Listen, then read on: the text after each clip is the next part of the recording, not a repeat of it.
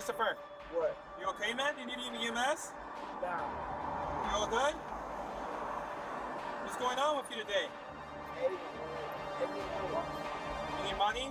Yeah. Well, Christopher, I'm here to tell you, man, you can't go back to Golden Chick. You have a criminal trespass notice there. And if you come and you're there, we're going to have to arrest you. I'm at the bus stop. I know you're at the bus stop. You can be at the bus stop. But if you get back to the Golden Chick, they have a criminal trespass on you. So if you go back there, you'll be arrested. Do you understand that? I'm at the bus stop. All right, I'm just talking to you. You're okay? No EMS needed? No. All right, you have a good day, okay? Yeah. You dealt with him before? Yeah. We'll be getting more calls on him later. So They didn't identify him in the last report. They just said, we'll do a supplement and idea.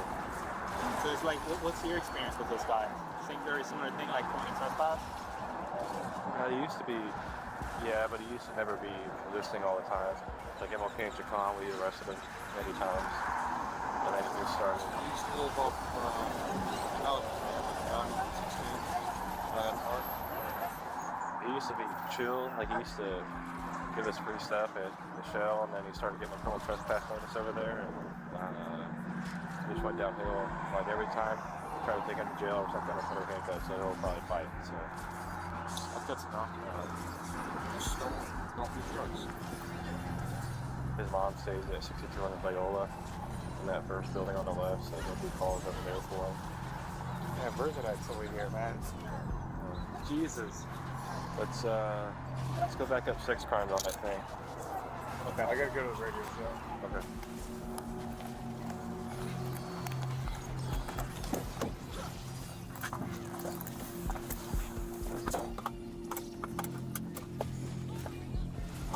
Complaining is advising a real not being ignored for girlfriend. Oh, so you got some cold oil? No, he's carrying Go do it like that. a male. Buckle swab search warrant. After that, nobody knew where he was. Nobody knows where he went. Nobody knew where he was. Nobody seen him.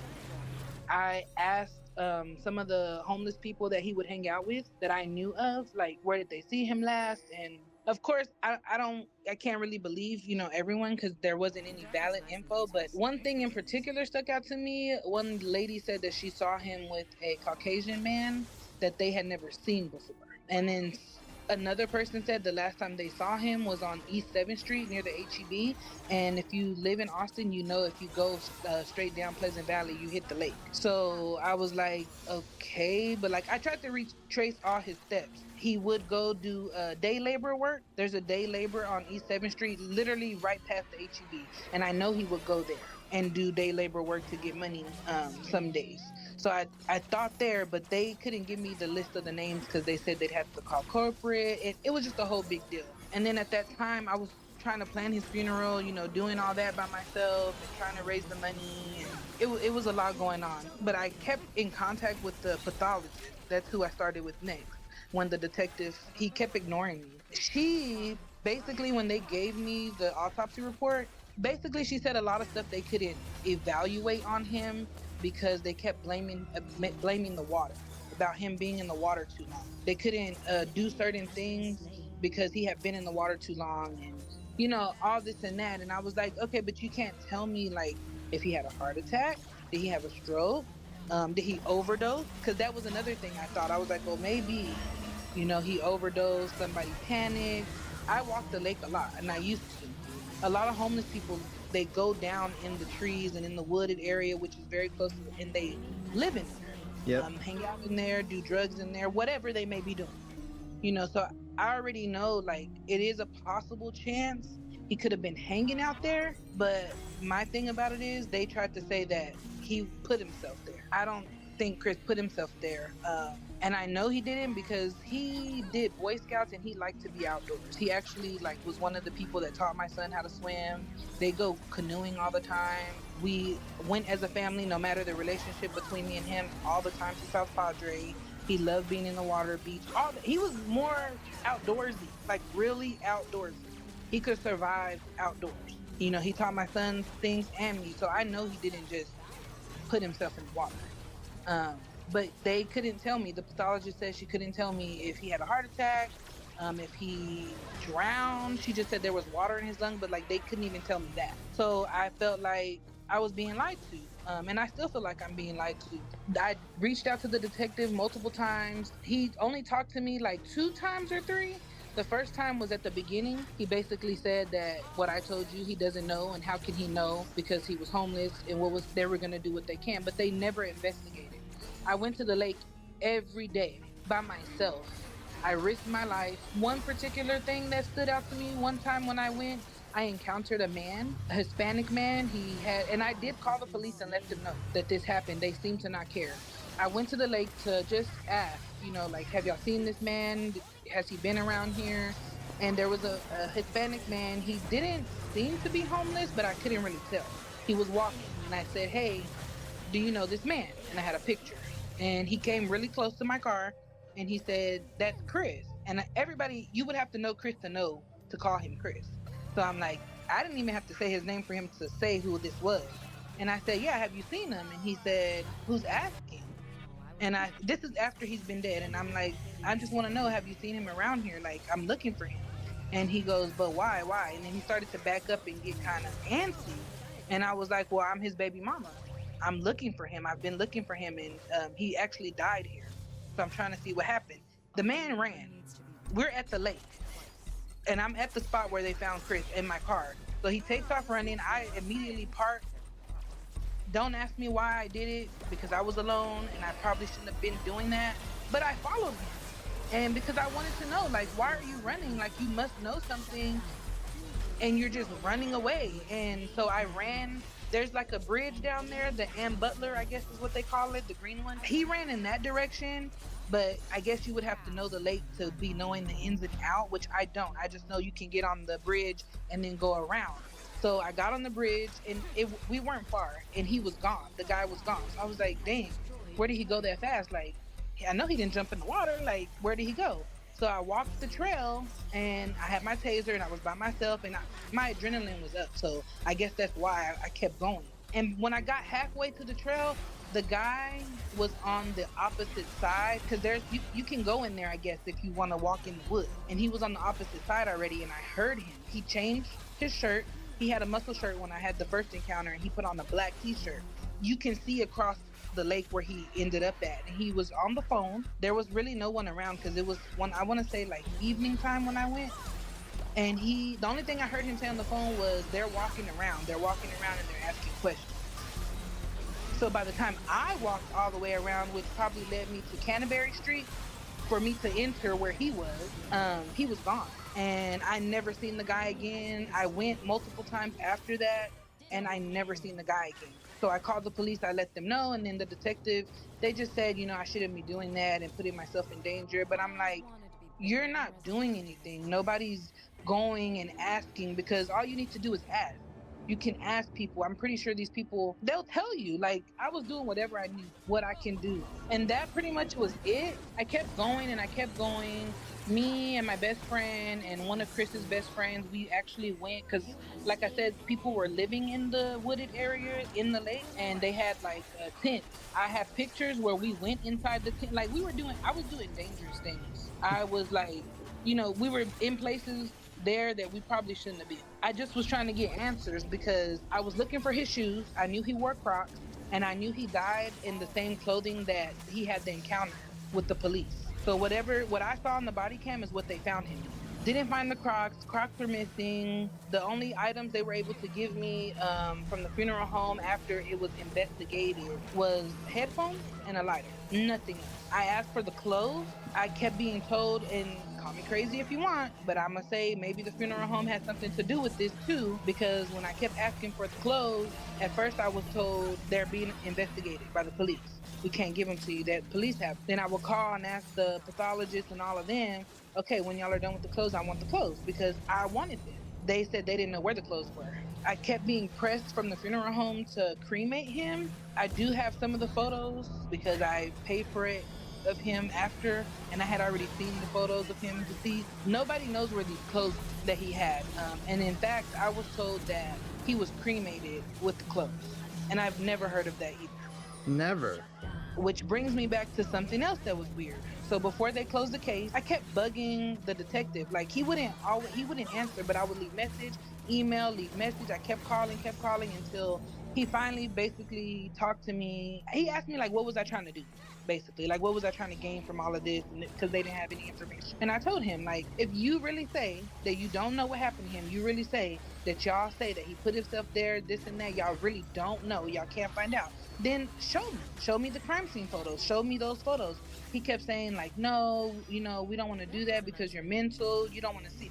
I did want to see, because before we cremated him, they really only let me see him for 2 minutes. My mom can contest to that, and his cousin, because we were the only three allowed, and that was a very shady situation too. So he agreed to meet with me before they closed the case, which was at the end of August, like right after he passed away. So I want to say like four or 3 months afterwards, we met in the end of August. I met the detective alone. I have video footage of that. Mind you, we made this appointment like 3 weeks before me going there.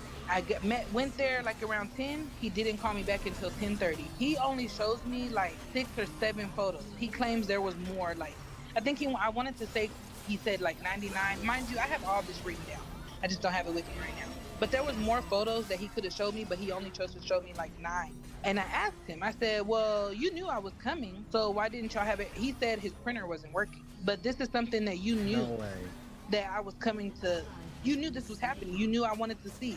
So he shows me basically photos of Chris when they pulled him out of the water. In one of those photos, Chris had a mask. So he died clutching a mask. They never mentioned this to the public. They never say anything about this, literally until that day when I was in the room with the detective. And I was like, so where's the mask? Because if you're telling me that he died and he put himself in the water, why would he be clutching a mask? If a person is drowning or trying to commit suicide, why would they be clutching onto something so pointless as a mask? Are you talking about like face mask? No, I'm talking about like the street term is a poo shiesty mask. It's one, you know what I'm talking about? Yeah. Right. That's exactly what it was. So Chris would wear masks because he just would wear masks, but it wasn't that kind of mask. When I saw it in his hand on the photo, and this is a photo that they won't release. I only have some of the crime scene photos. They won't give me all of them. He said that they said it was his mask, but when I saw the mask, it was like a tactical mask. It didn't look like something that he could afford, because the ones that he would wear would be like, the cheap cloth ones with like a study on there. It wouldn't be nothing too expensive that he ever had. So when I saw it, I was like, okay, but where's the mask? Did y'all get the mask? No, because we just assumed it was his. Nobody knows where the clothes or the mask. So I'm just assuming everything either got thrown away or burnt, because that's what I'm being told. So then that was it. They closed the case. The detective left it at that. I didn't really want to keep talking to him because he wasn't going to give me anything. So there was nothing for me to say. He just showed me whatever he wanted, and then he let it go. They closed the case. I still requested things, which I barely got, but it's just body cam footage of like when they went to the lake. So like I know exactly where he was found, which we were on point. We just didn't know the exact location, but they left it at pretty much at that, and they just closed it. They deemed his death undetermined. There's literally nothing. I did try to raise money to get his, because they said I have like 2 years to get the samples from the lab and try to do an outside lab.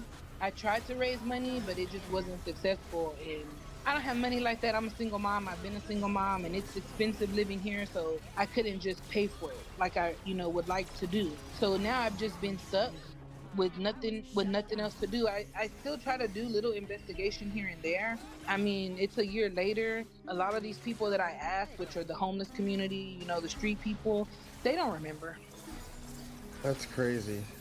And then the police really didn't do anything, but I honestly feel like it was the police. He had a rough patch with them, and it was just weird to me that they didn't really mention that they had the last encounter with him before anybody didn't see him again. In the videos that I saw, the encounter, like, they were called to the location multiple times the last time they saw him.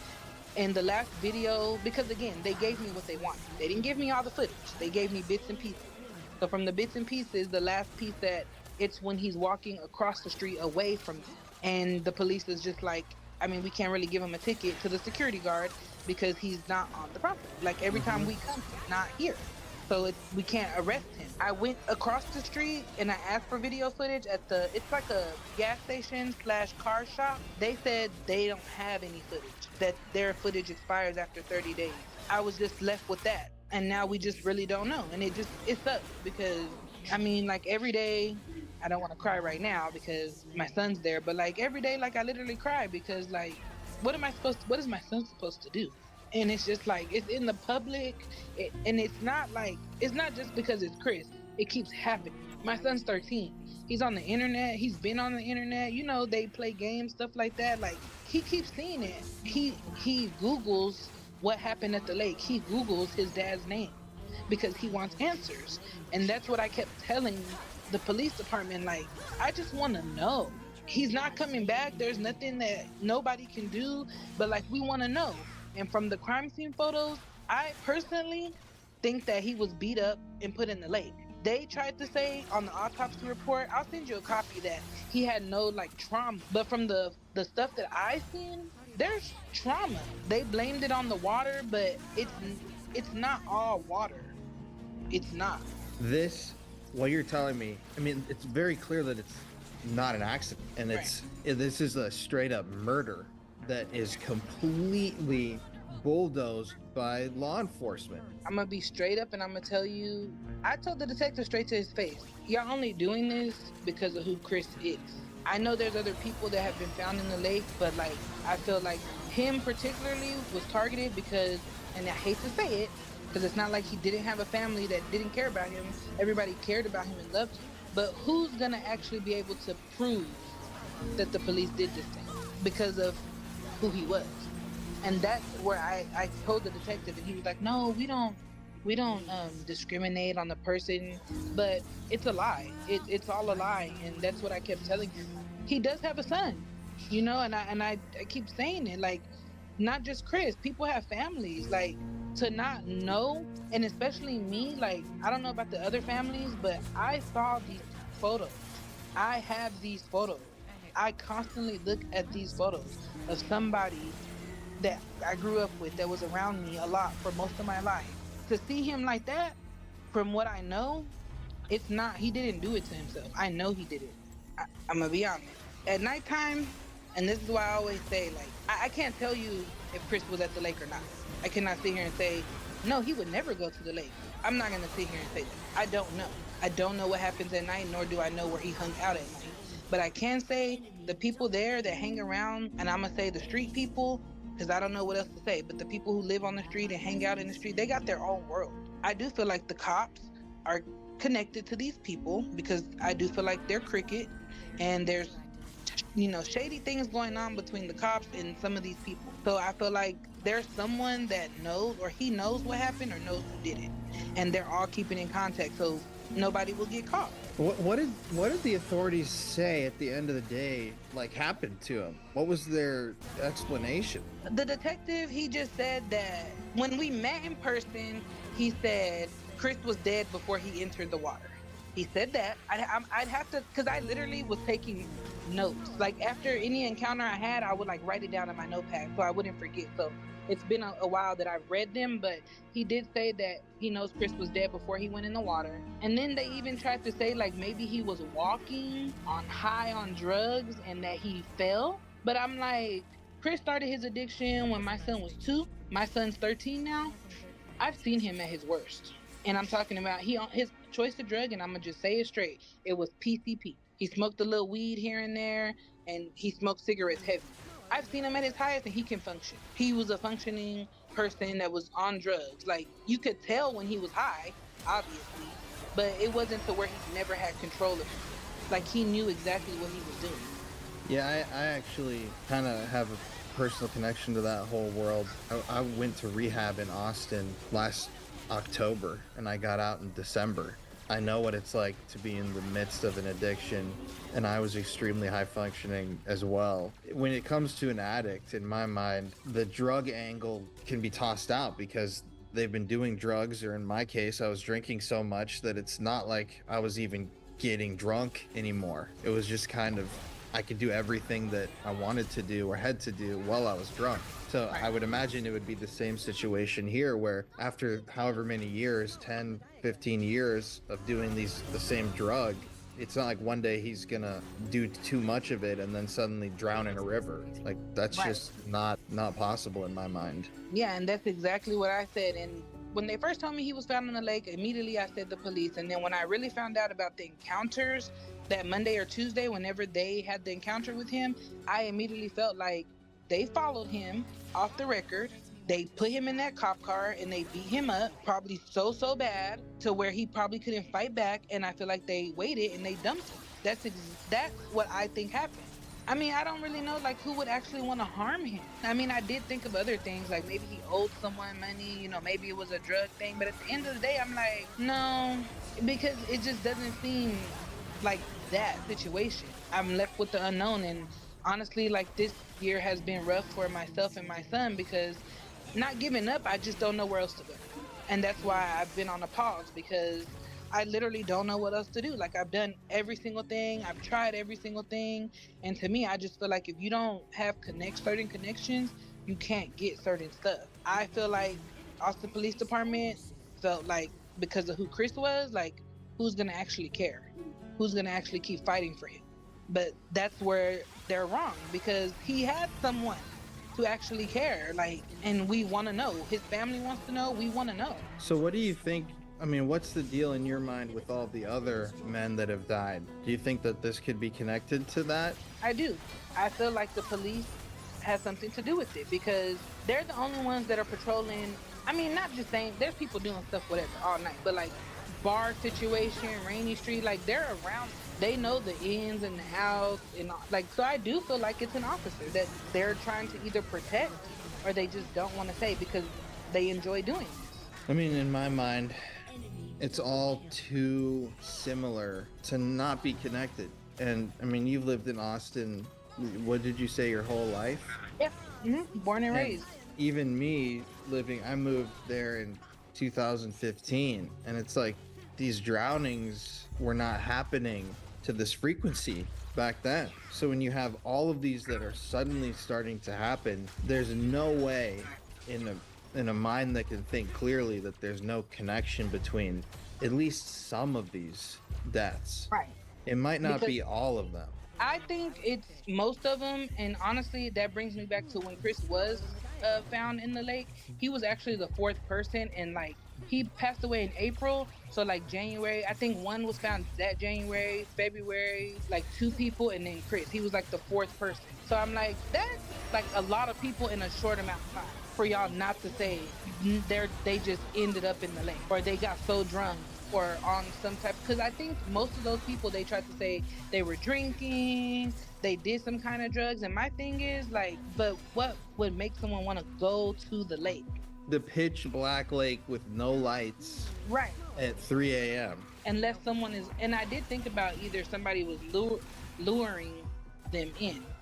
I did think about that as a possibility, because I'm like, somebody could be walking, and I thought about Chris. I'm like, he could have been walking, going somewhere, and somebody was like, hey, come over here, whatever, and then whatever happened. Who's gonna know? You can't see down there. I went there multiple times where Chris was found at night, and you can't see. And I did see that the city of Austin is actually in the spot where he was found. They're trying to make some kind of bridge, like over the lake for people to walk. And I'm like, but you spend so much money in tax dollars, and that I'm not even a politician. I don't care about any of that stuff. But like, y'all are gonna spend $10 million on a bridge to go over a lake where y'all can't even tell who's killing these people and ended up in the lake. So you want more people to actively walk around and be on this lake? No. If they do feel like, oh, these people are just wandering and putting themselves there, if you feel like that and you say that that's what's happening, then why don't y'all close the lake at a certain time at night or put a patrol? I asked them that, and they said, well, we don't have enough manpower to do that. That doesn't make sense. So just continue, let people die because you don't want to go patrol the lake? You patrol downtown. They got hundreds of officers downtown at that same time. Why not take 2 of them and put them down there? Exactly. but they won't. I feel like they should be ashamed of themselves. The police department and the city of Austin, they should be ashamed of themselves, because literally all these people that have passed away in this lake, nobody has answers. Not one single person has an answer to what happened to their loved one. Well, and it's a slap in the face too to hear them, I would imagine, constantly going on the news and saying, well, this is not a murder. Like, none of this is suspicious. And the fact that they even just refuse to acknowledge that it could possibly, in their mind, be something other than an accident is infuriating. And I'm not, I had my friend who I was with, but obviously I never had somebody pass away that I was close to that this happened to. I can't even imagine like what that feeling is like. It really sucks. It just sucks. And I'll tell you, just like I tell everybody else, it's heartbreaking, because it's like, this happened, there's nothing that I can do about it. My son, I mean, he's a kid. He was literally 12, and him and his dad, they were really like close, like super close. And it just sucks that like he doesn't have that anymore. His dad can't like come see him play. He doesn't get that. He doesn't get to have that, and it just sucks. So what would you like to see at the end of the day? I don't want to say a perfect world, but let's say something positive can happen in this case. What would you like to see happen? I would like to see them do something about the lake. I literally would just like to see, if they cannot or don't want to figure out what happened, or they never can figure out what happened or who's doing this, like, then just start doing something and protecting everybody here in Austin, even the visitors, because some of these people, they were just visiting and they just ended up at this lake. I just feel like they need to do more security, and like, I'm gonna even say it, screw the lights.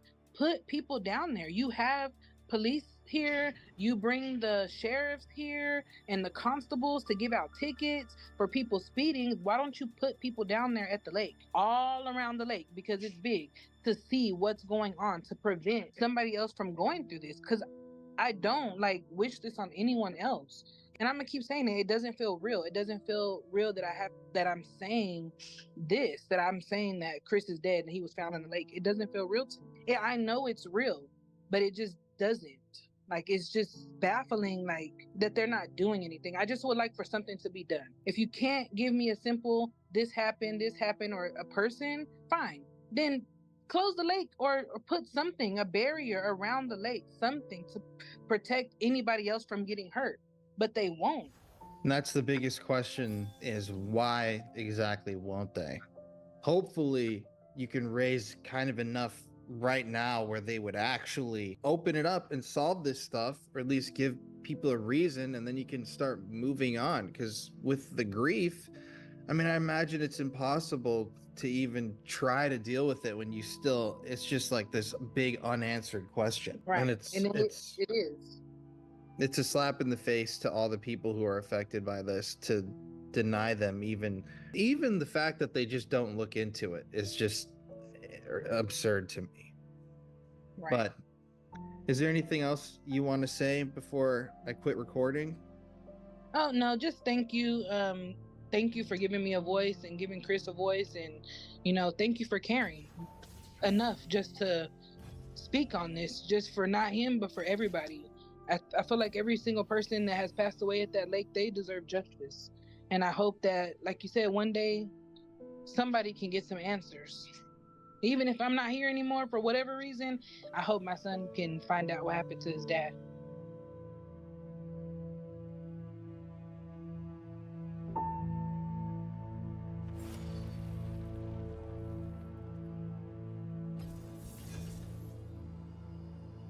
So that was in 2023. There were more bodies found later that year. There have been multiple bodies found this year in Lady Bird Lake. There was just a body found, I want to say 2 weeks ago in Lady Bird Lake, or right off of the shore of Lady Bird Lake. This one is interesting because it was initially classified as blunt force trauma that killed this individual. And then the police switched it and said that it was a self-inflicted wound. This person had taken their own life. But somebody I talked to that is involved very deeply in this case stated that from an insider, they heard that this person had been found with both arms and legs crossed, and they had been shot in the back of the head. Now, Austin, People for years at this point, these deaths had started in the early 2010s, 2008, and they reached a fever pitch, and everybody in the Austin area started talking about the potential for a serial killer. You have all of these men going missing, a lot of them from the exact same area. They're all being found in the same area. They're all dying the same way. A lot of these men have unexplained injuries like broken bones or bruises on the back of their heads. You have family members like Mitchell, who's actually going out and doing the police work for the police, or Regan, who saw a man by the river acting suspiciously and was told that her husband was seen with a man he'd never been seen with before. All this stuff, and they're telling the police this. None of this matters. The police are refusing to call these homicides or even look at them in a suspicious way. And in fact, it's the exact opposite. Family members of victims have gone before the Austin City Council pleading for them to make some sort of a change. And what they've gotten in response is statements saying there is no serial killer, there is no murderer, these are accidents. And yet they can't definitively prove why they're accidents or what happened. I mean, take Christian Pugh, the guy I was with. How does he end up away from Rainy Street by the river, completely beaten to a pulp? Oh, my light just died. And they don't acknowledge it. Same with all the other people that have been found with injuries that aren't consistent with just your average drowning. There are also users on Reddit who have showed that there's a list of people not necessarily found in Lady Bird Lake, but victims that have died in similar circumstances in the surrounding areas. Now, I'm not going to go out and say that these people are connected to this, but it is very interesting because there are links between some of these victims, the ways that they disappeared, the ways that they died, and the similarities in all of these cases are bizarre. Most of these victims appear to have had alcohol in their systems at the time that they died. A lot of these victims are either found in Lady Bird Lake or in a surrounding river or creek. A lot of these victims were last seen in the Rainy Street district or in other nearby bar areas around Austin.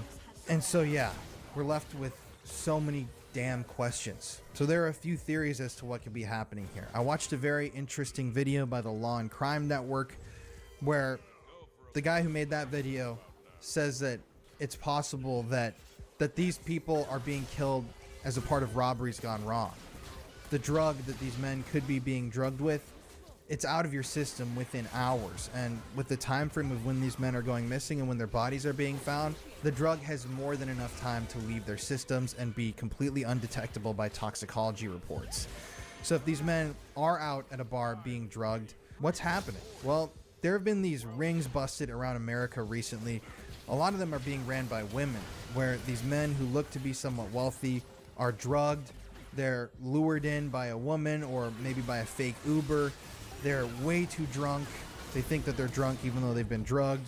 So they're sent into this fake Uber, or they go home with this person, and then they take advantage of them, rob them, log into their phone, send them thousands of dollars through their bank accounts. I'm actually going to let a guy who that happened to in Austin explain it himself. Yeah, so I was out with a group of friends downtown Austin.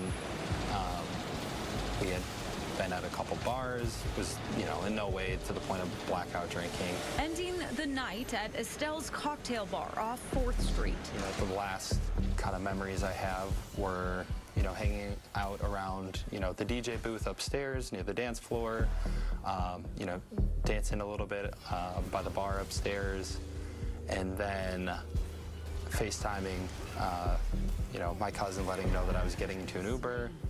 And then I woke up the next morning in my bed. To a gut punch discovery, cards and phone were missing, and so was a lot of money. 10 to 12 different charges at 3 different Walmarts near Katy, Texas, that accumulated to about $10,000. A series of $3 charges, and then $900 plus cashback withdrawals. In addition to that, I saw there was a Zelle payment for $1,000. There was a 7-Eleven charge, and there was 2 separate $1,000 withdrawals from my ATM. An ATM on 5th Street and a 7-Eleven on North Lamar.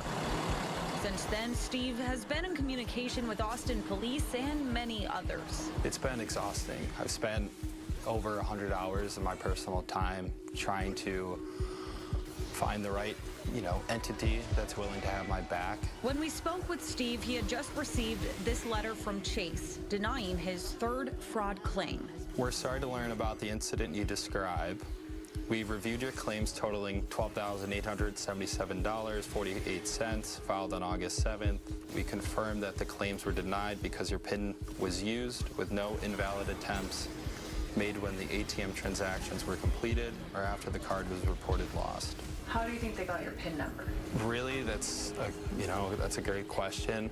I don't remember anything that happened that night. In February 2022, I saw emails with Venmo charges to someone I don't know, and they equaled up to like $2,300. we spoke with a man who shared an eerily similar story. In October of that year, police announced the arrest of 2 women for posing as rideshare drivers back in February and robbing victims downtown of thousands of dollars. In the police report for Steve's case, the detective wrote, "A common criminal tactic used in the historic downtown Austin area includes picking up intoxicated patrons and pretending to be their Uber or Lyft drivers. The patrons will then either be robbed or driven around Austin with the express intent of getting as much money, compensation, or items from the patron as possible." I feel pretty helpless. I'm hoping this message gets out, to the public, at least let them know that there is activity like this happening. Anyone is really eligible to be a victim of this crime. So people think that these deaths could be robberies gone wrong, where the men fought back, they were then killed, and then they were dumped in the river.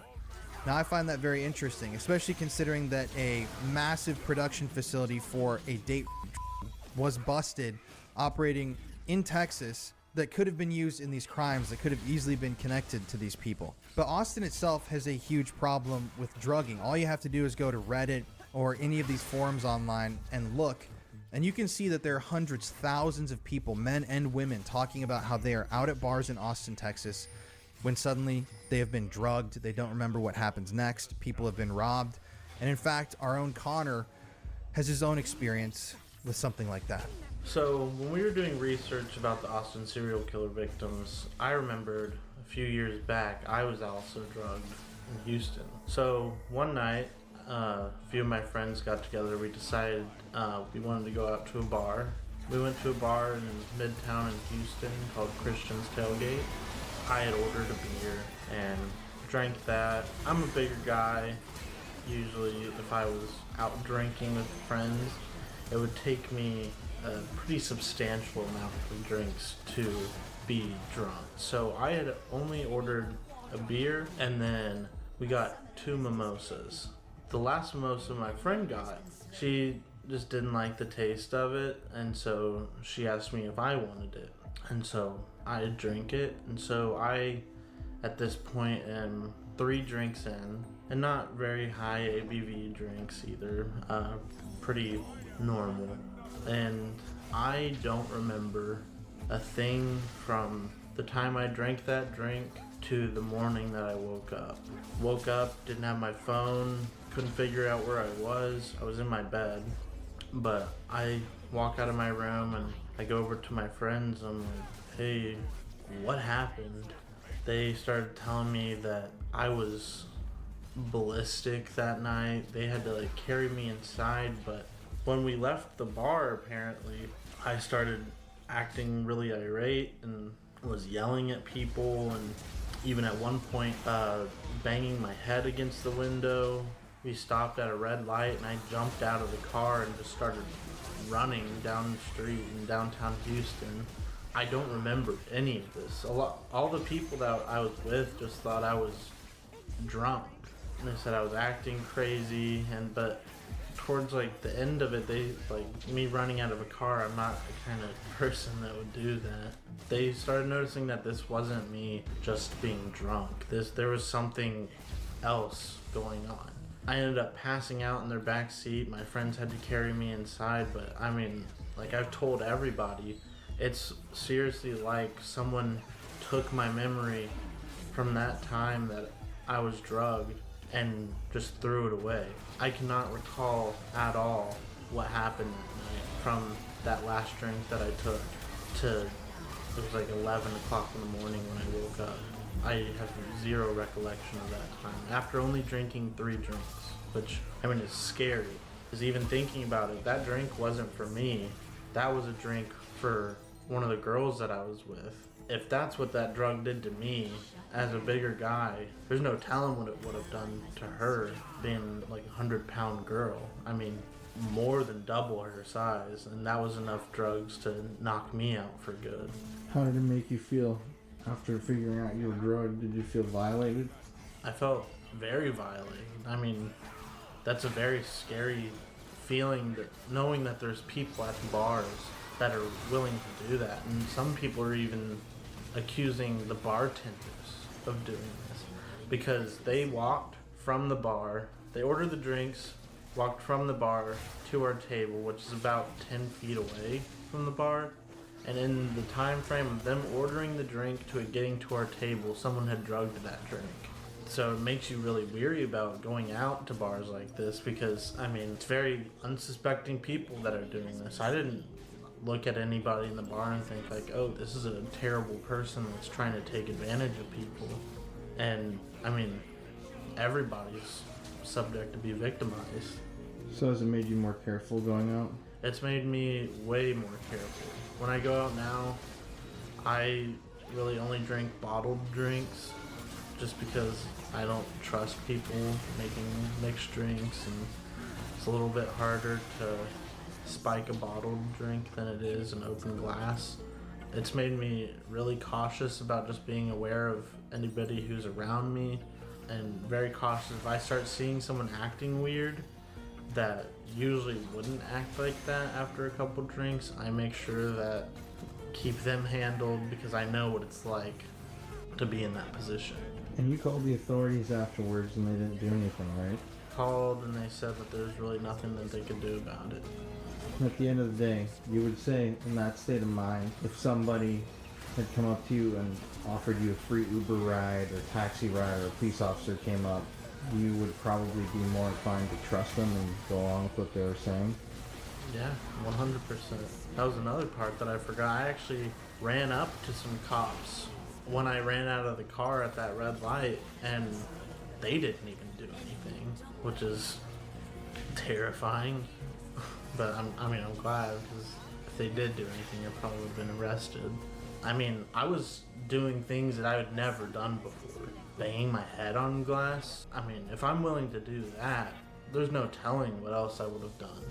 I mean, it's truly terrifying knowing that there's possibly someone out there using these procedures to lure someone, young men, to their death. I mean, it's truly scary.